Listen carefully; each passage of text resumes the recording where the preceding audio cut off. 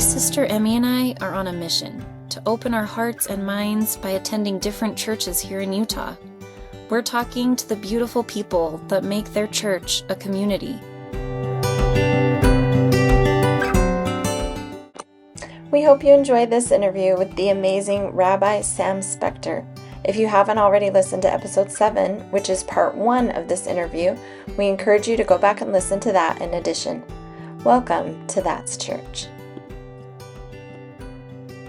LGBTQ advocacy is actually one of the reasons I became a rabbi. I'm not part of that community myself, but I always try and think about how somebody's memory can be a blessing and how we can continue their legacy. My grandparents of blessed memory, they were very humble, modest people, and nobody of particular prominence, but they were very engaged in civil rights work, even though they were not Black. My grandmother would go to kindergartens in the 40s and 50s and do puppet shows for children about why segregation was wrong. And they met Martin Luther King and helped organize rallies for him in the Midwest. And so when I was about, 16, 17 years old, I was living in Washington State, and it was Martin Luther King Jr. weekend. And I thought about who in our society does not have equality, who should. And in Washington State at that time, it was legal to terminate somebody from their job for being part of the queer community or evict them from their apartment. So you could, and that's still the case in some parts of the United States. So like somebody can be your employee for 20 years and then you find out they're gay, you can fire them for that. That felt really wrong to me. And then the year before, there had been a bill in Washington State that had failed by one vote to change that. And so I went with my rabbi and some of the people in our community, and we went to the state capitol, Olympia, and talked to legislators about how we're Jewish people, and this is something that is important to us. And one legislator who we talked to said, well, wait a second. I voted against this last year because I'm Christian, and I thought you couldn't be a person of faith and support LGBT rights.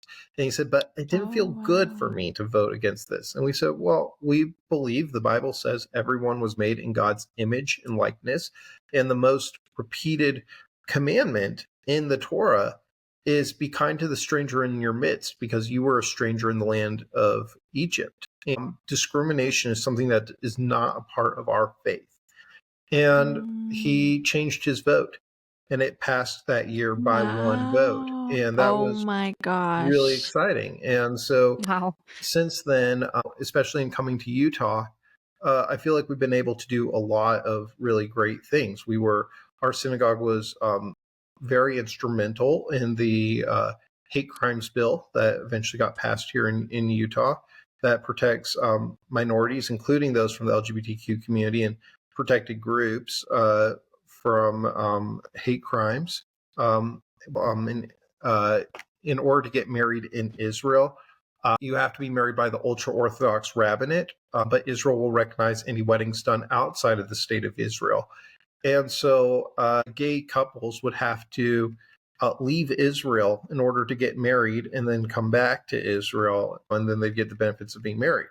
Well, discovered that in Utah County, you could get a marriage license online, and you could be standing anywhere in the world and get married, so long as your officiant is standing in the state of Utah and can see you over Zoom or something like this.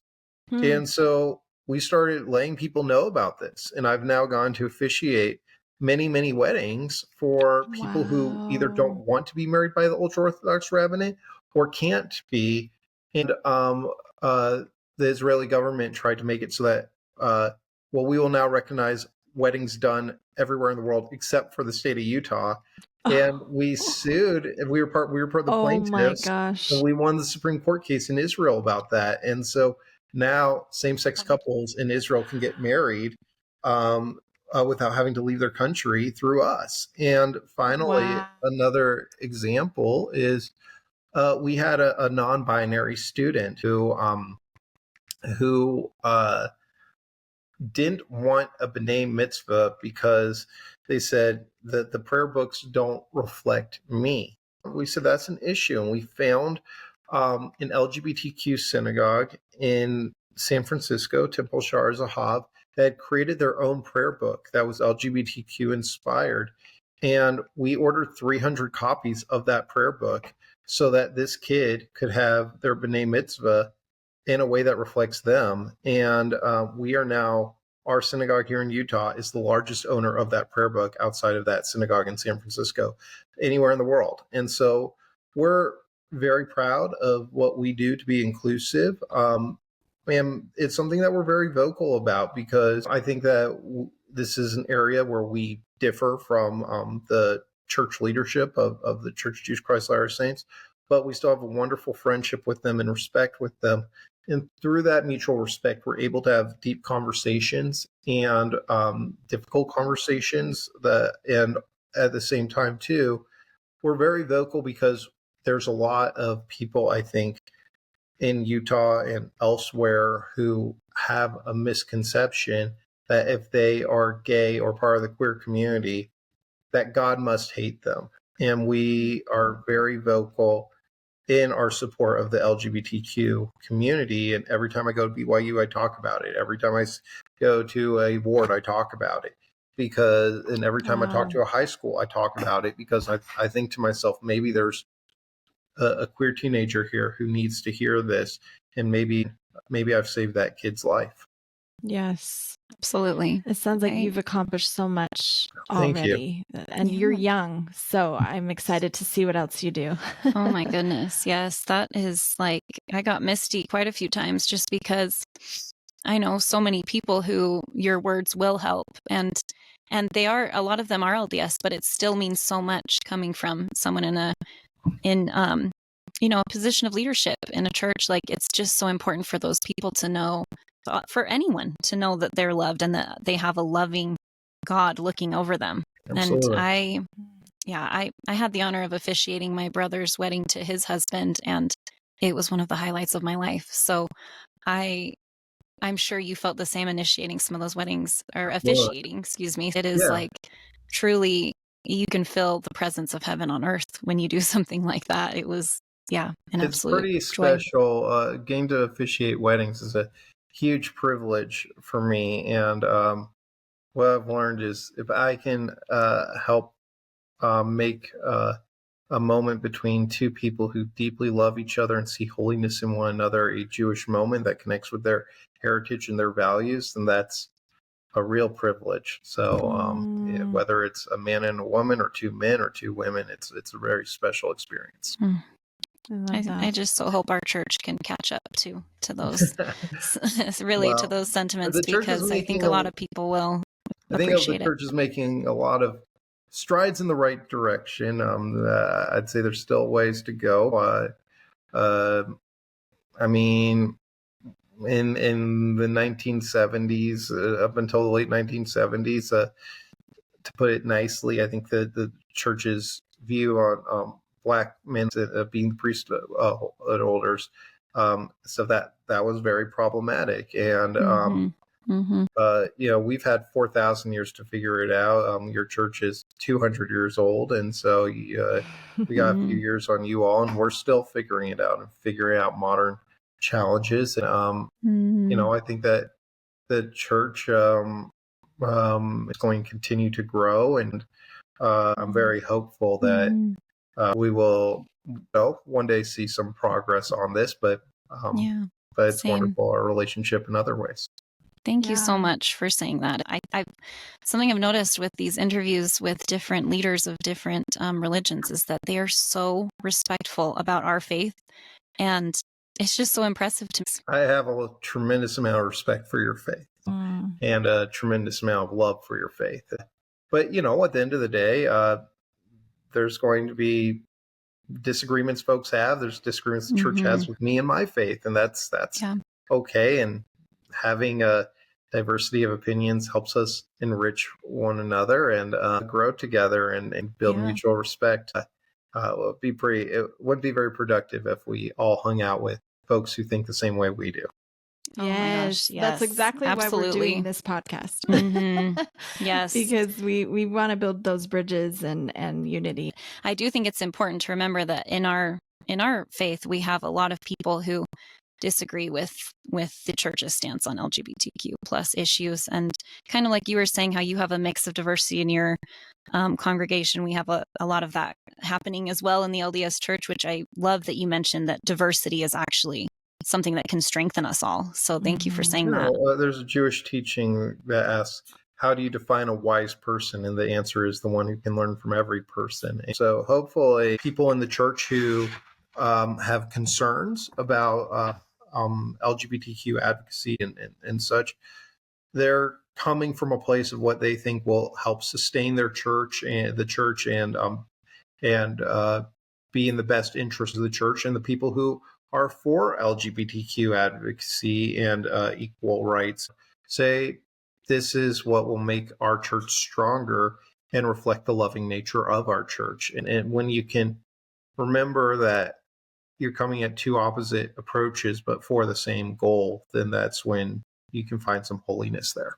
I just wanted to know, just briefly, have you felt like you have received extra support from people since the war began? I mean, well, what's been tough is we've gotten a ton more love and we've also gotten a ton more hatred. But I mean, for every nasty phone call or letter or whatever we get 100 beautiful ones. We've had people who've even called in and made donations to our synagogue and said, these people are trying to make folks scared of your synagogue, or we to go to the synagogue, or you've had to, we're right now frontlining $500,000 for security upgrades to our building, and we spend about close to $1,000 a week on off-duty police officers. But also, we had a lovely Latter-day Saint gentleman and his wife come by the synagogue with 2 boxes of Cease chocolate candies, and he gave one to me and said, you've probably had a very difficult month. I want you to have this. And they said, and I want you to pick somebody in your community who's also had a very difficult month and give this to them. And, an email and said, hey, you got lunch waiting for you at Feldman's Deli, pick up and enjoy it. Know that people love you. And so it's been really nice. I said, it's been tough. I think I sometimes perseverate and focus more on the negative and the threats we've received. And at the same time, though, it's important for me to also remember the unbelievable outpouring of love and support that we've gotten. And that's been really touching. My husband and I visited with a couple of our friends. The first time we visited your synagogue, and then Ashley and I visited the second time. And the first time we were so shocked to see in the pamphlet that we received the information about what to do if you're attacked or what to do if you're threatened, and where are the exits, and like a plan, an escape plan, basically. And we just thought that was really impactful for us. We were like, oh my gosh, they really have to worry about that so intensely, and it's a very real thing. Yeah, we received a bomb threat during one of our services recently, and we executed, I think, perfectly an evacuation plan. And people are like, well, how are you so calm, so organized? I said, because we rehearsed it 1,000 times. Twice over the summer, I had Latter-day Saints come up to me and say, why are there police officers here? I said, well, because it's the Sabbath. And they're like, yeah, but why are there police officers here? Did you guys get threats?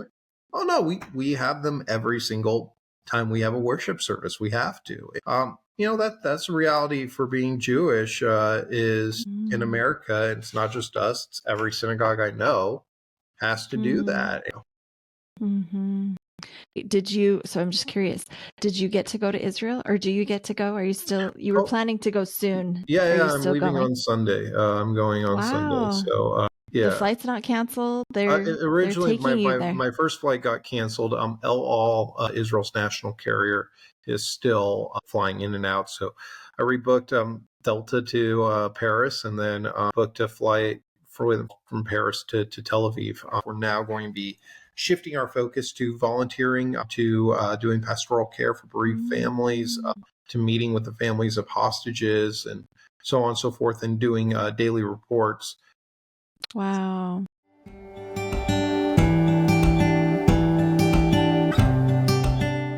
is there a favorite quote or piece of wisdom that has guided you in your life?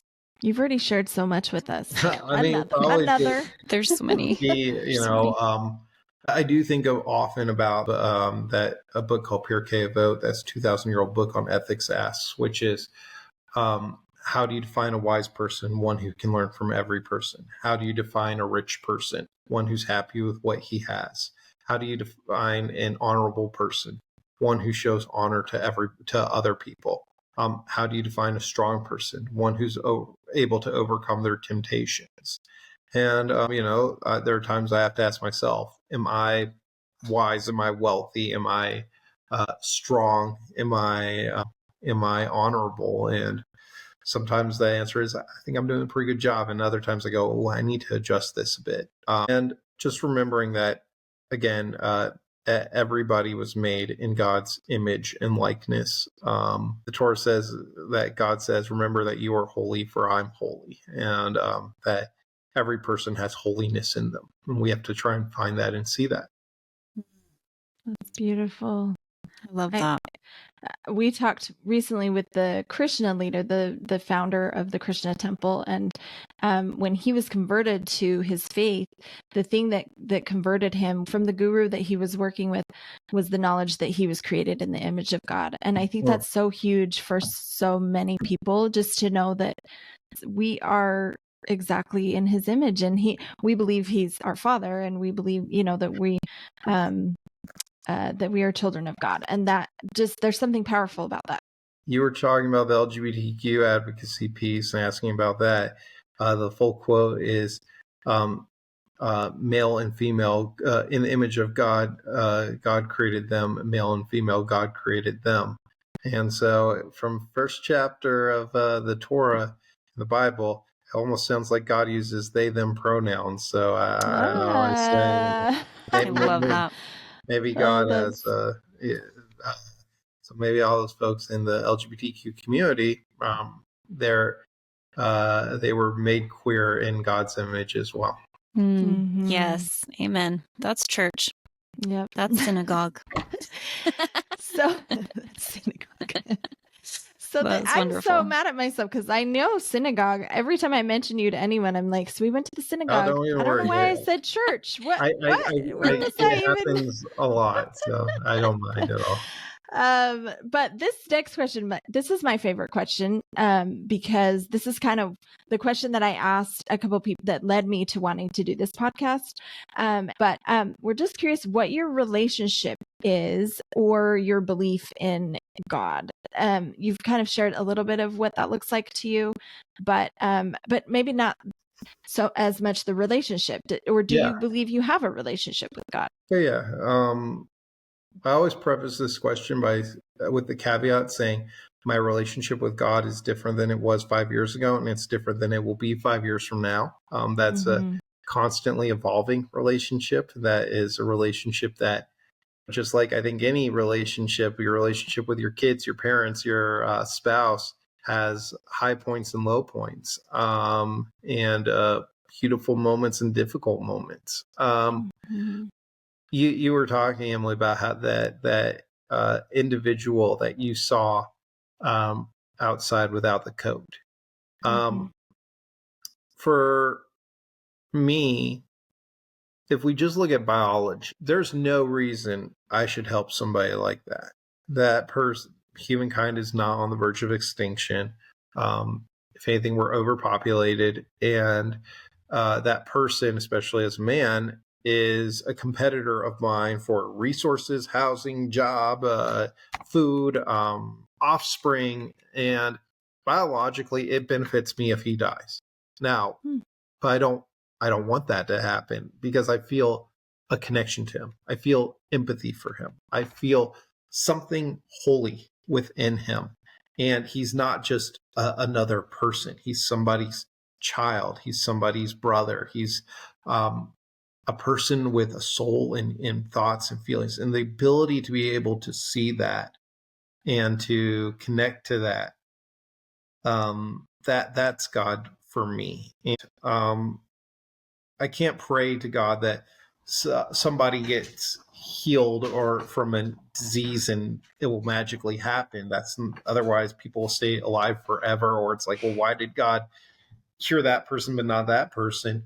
But I think through God we can pray for strength, hope, and that God can help us realize the world as it is versus the world that it should be, and we can be partners with God then in the ongoing process of creation. And we say in Judaism that our job is to pray as if everything depends on God, but to act as though everything depends on you. And so that's, I don't know, when people tell me, again, the relationship with God piece is very personal because everybody is going to have a different relationship with God, experience God differently. And for folks who say, oh, I don't believe in God, I always ask them the same question. Tell me about the God you don't believe in. Well, I don't believe in a white dude in the sky who judges us. And cool, I don't either. That's not the God I believe in. Tell me what you do believe in.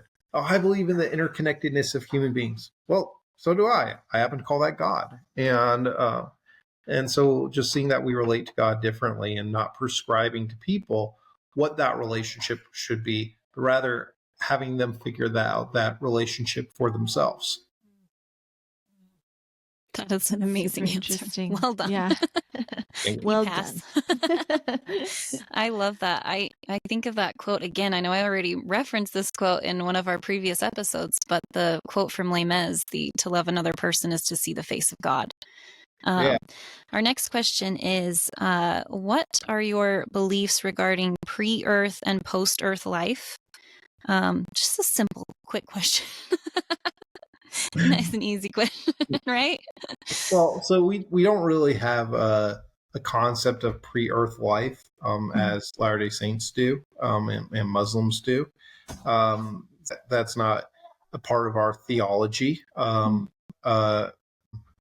at least not mine. And by the way, everything I'm saying today is purely my own opinion, my own interpretation, and is a Jewish view, not the Jewish view. And when it comes to post-earthly life, it's not something we talk about in great detail. There are Jews who believe in the concept of heaven. There are Jews who believe in reincarnation. There are Jews who believe in resurrection.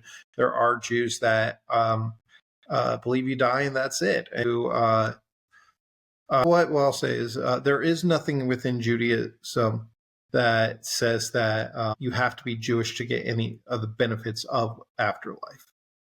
Even though we all believe in a universal religion and we believe in a particularistic one, in general, most faiths believe in a particularistic God, one that gives you perks and benefits for being a part of their faith. For us, we believe in a universal God, one that gives everybody the same benefits regardless of what their faith is and if they're a good person or not. So I don't really know what afterlife looks like. I have no clue. I believe that whatever problems we experience in this world aren't in whatever awaits us. And I don't really think about it much because it doesn't benefit me to think about it. What we focus on a lot is this life and doing everything we can to preserve life. And when we cheers, we say l'chaim, to life. There's a huge emphasis on this life in Judaism. And so what my view is that I have one life and I'm going to live it to the best of my abilities and try and be the best person I can be and make the world a better place. And if there is such a thing as heaven, if I was a good person, then I should get to go there. And if there's not, if I die and that's it, well, that's okay. I made the most of this life and I made the world a better place. And that's my reward. And maybe afterlife is not what happens to me after I die. Maybe it's what life is like after I'm dead for those who are still here. And I can continue to live on through my students and others. Just as I talked about my grandparents, hopefully I will live on in people's memories as a blessing. Wow, that is incredible. That's I got chills from that. Just the generational, passed down to the next generation. We focus Love a lot on that. generations and our religion, and we focus a lot on the afterlife too. And I think sometimes if we focus too much on what's to come after, we miss out on what's happening right in front of us. At the end of the day, nobody really knows what's going to happen at the end. We can all have faith and believe in what we want to, but nobody really knows. So why not make the best of what we can in this moment right now? Yeah, I agree.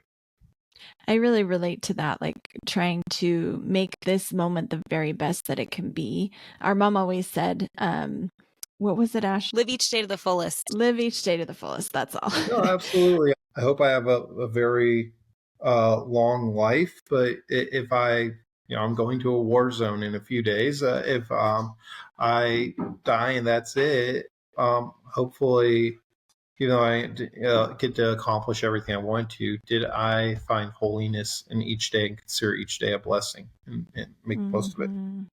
And I love that you're so hyper focused on making the world a better place. I think that's so commendable, and that it's definitely part of my thinking and just my being is always wanting to see what the next thing is that I could do to make the world a better place. And I'm not always accomplishing that, and I don't think we're intended to always be accomplishing that, but that's kind of in our mind somewhere. Jewish teaching is that it's not on us to finish the work, but we're not allowed to not participate in it. Ooh, all these quotes, all these really awesome. I'm like, I want to go write down all of these quotes. That's why we're doing this, is to learn from people. We've definitely learned a lot today. Yeah, we're learning right along with our listeners. So yeah. Our last question is kind of a fun one, or it's intended to be.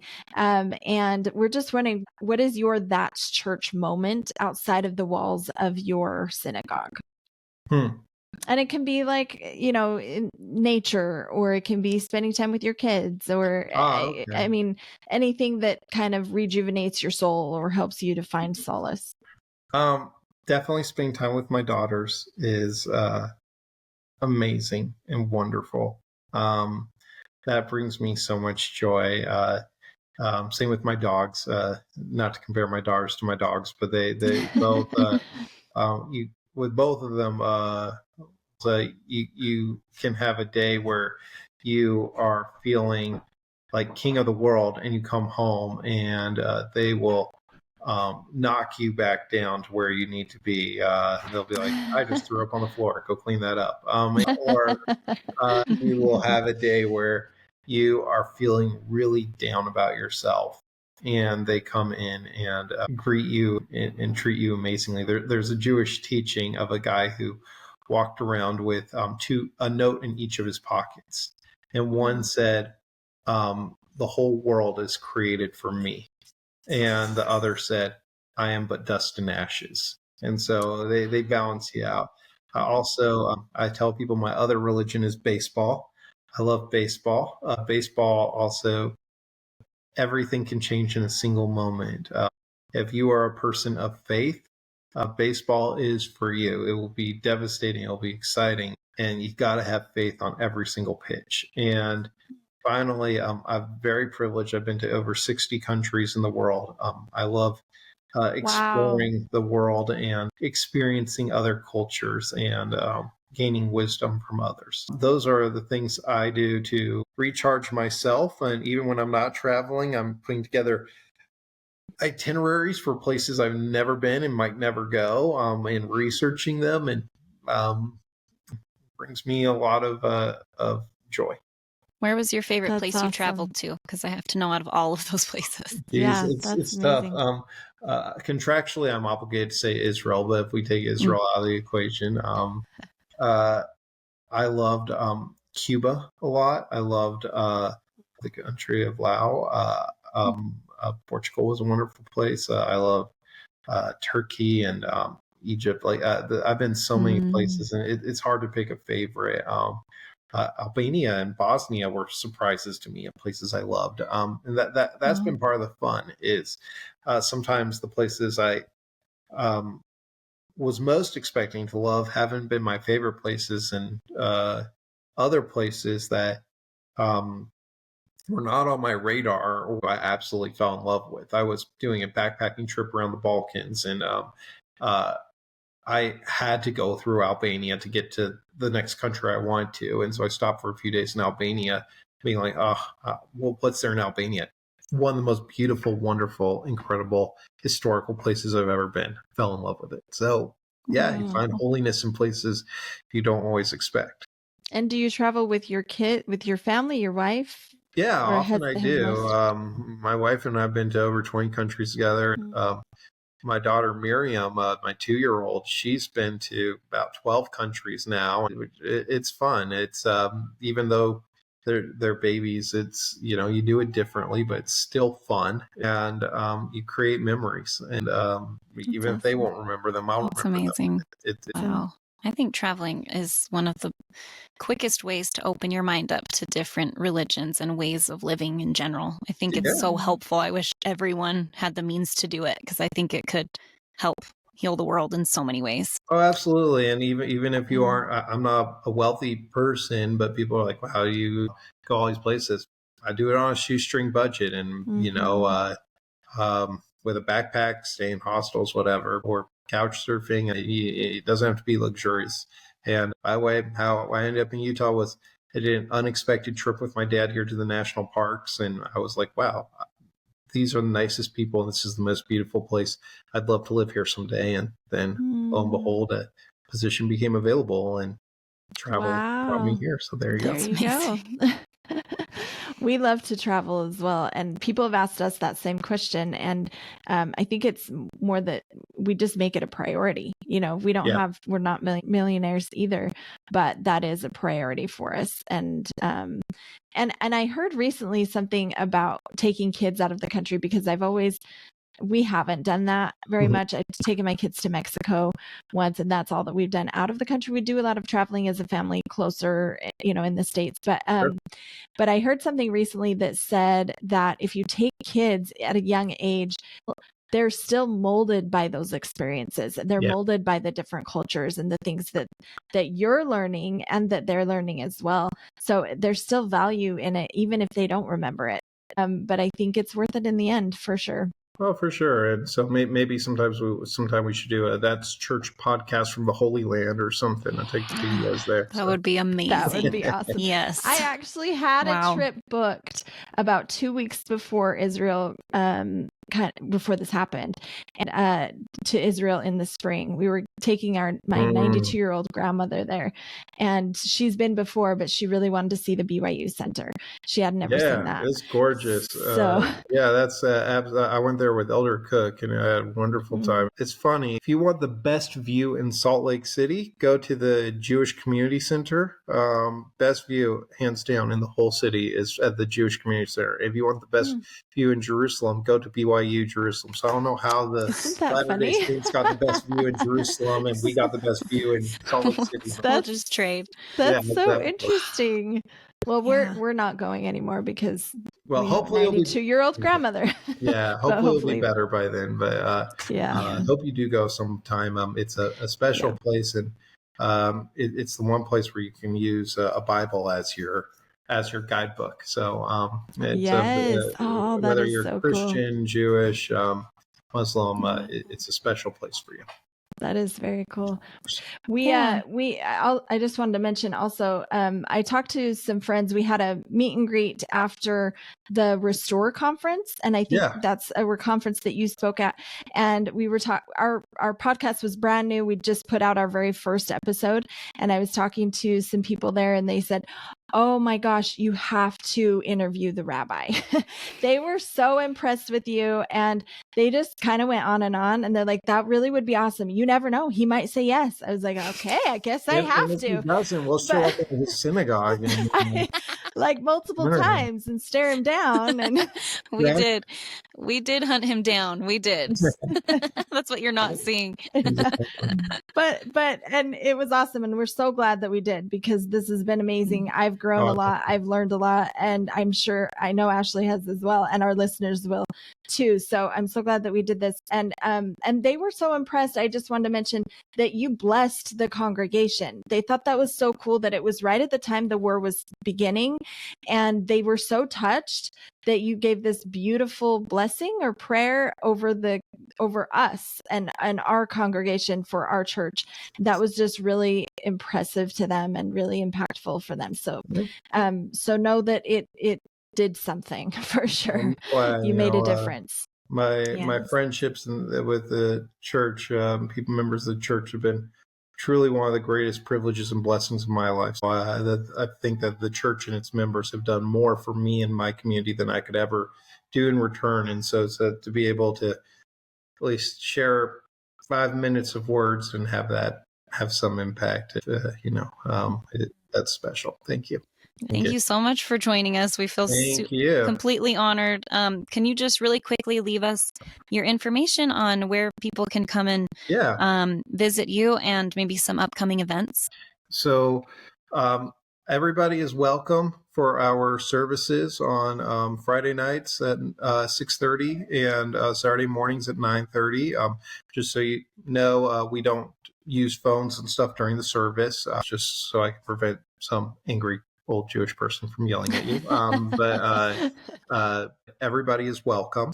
We are right next to Tanner Park on 2425 Heritage Way. And you can also check us out online, and we live stream our services. You can follow our Congregation Kol Ami on Facebook, or my Facebook, Rabbi Sam Spector, and go to our website at www.conkolami.org. That's CONKOLAMI.org. With Hanukkah coming up, we are going to have a few things that will be open to everyone. December 10th, a concert. You can buy tickets on our website. That's going to be really special. And then Monday, December 11th, we'll be having at the Public Safety Building, Salt Lake City, menorah lighting with Mayor Mendenhall. And on Thursday, December 14th, we'll be having a menorah lighting at the Mill Creek Common with Mayor Jeff Silvestrini of Mill Creek, and also ice skating there. And all those things are open to the public, and we are just thrilled when we have people coming and supporting and celebrating with us. Yay. Awesome. Thank you so much. Yes, thank you. Thank you. Well, Shabbat Shalom. Thank I don't know you. do you do something? Sorry, we just got done with Krishna. You got the namaste. We're mixing our religions just say again. it. Shabbat Shalom. Shabbat Shalom. Appreciate that. Thank you.